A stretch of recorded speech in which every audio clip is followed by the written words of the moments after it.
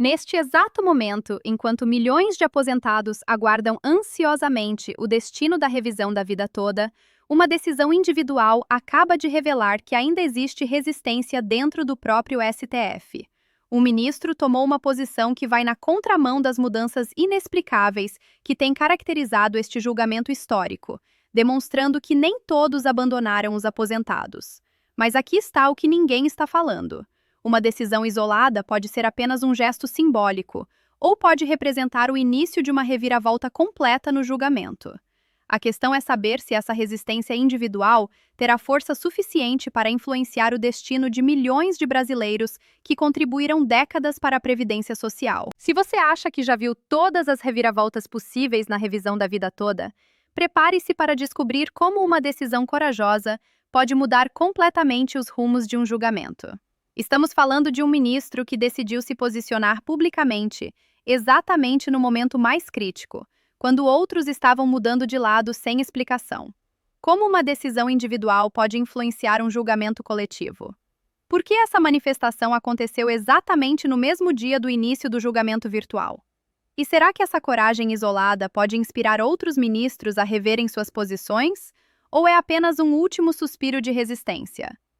Para entender o verdadeiro impacto dessa decisão e o que ela pode significar para o futuro da revisão da vida toda, precisamos analisar cada detalhe desta manifestação, que pode ser o último fio de esperança dos aposentados brasileiros. Comente agora mesmo aqui embaixo de qual cidade você nos acompanha e responda. Você acredita que a coragem de um ministro pode influenciar todo o julgamento da revisão da vida toda? Sua participação é fundamental para mostrarmos o apoio nacional a quem realmente defende os aposentados. A decisão foi proferida em 14 de novembro de 2025 e publicada em 17 de novembro de 2025, exatamente no mesmo dia em que a revisão da vida toda abriu pauta para julgamento virtual. Não foi coincidência. André Mendonça fez questão de demonstrar publicamente sua posição favorável aos aposentados no momento mais crítico do julgamento, quando outros ministros estavam mudando de posição sem explicação. Antes de qualquer comemoração precipitada, é essencial compreender o alcance real desta decisão. Uma reclamação constitucional isolada não muda automaticamente o que foi decidido nas ADIs ou no tema 1102.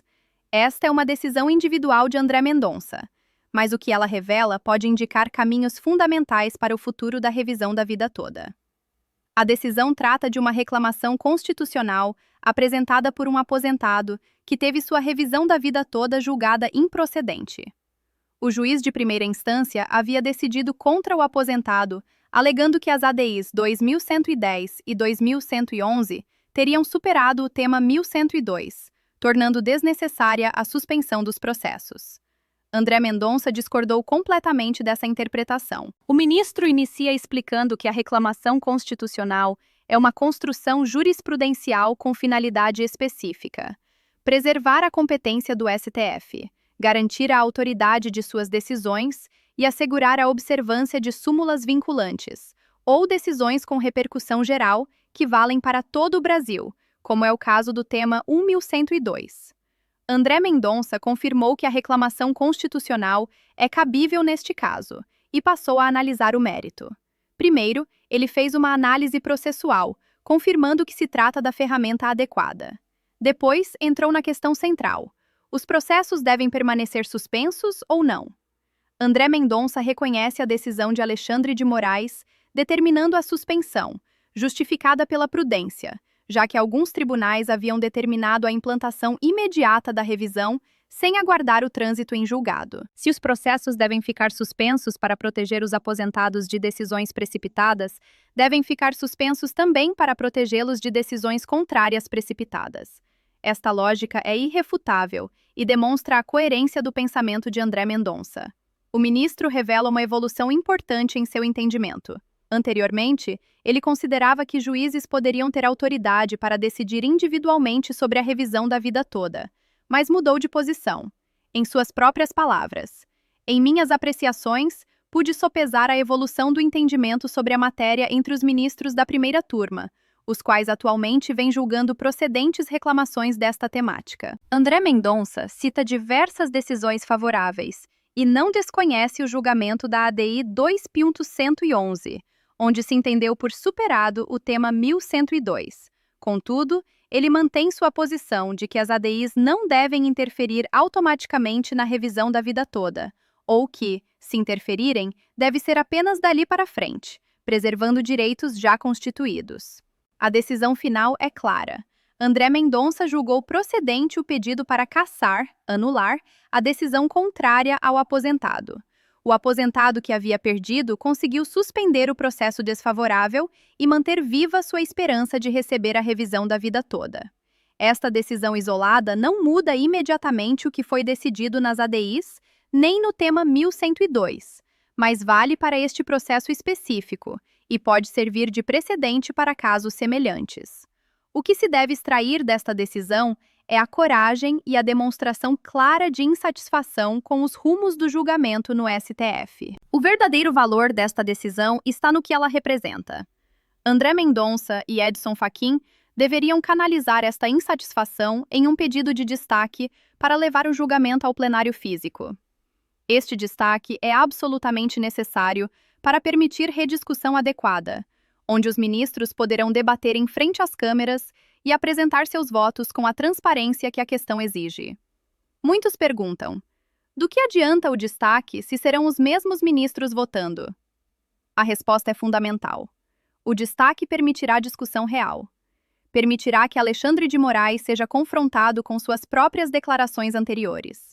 Permitirá que Edson Fachin, como presidente do STF, demonstre sua liderança em defesa da segurança jurídica. Não se trata de Fachin passar por cima dos outros ministros, mas de impor a discussão sobre segurança jurídica que esta questão exige.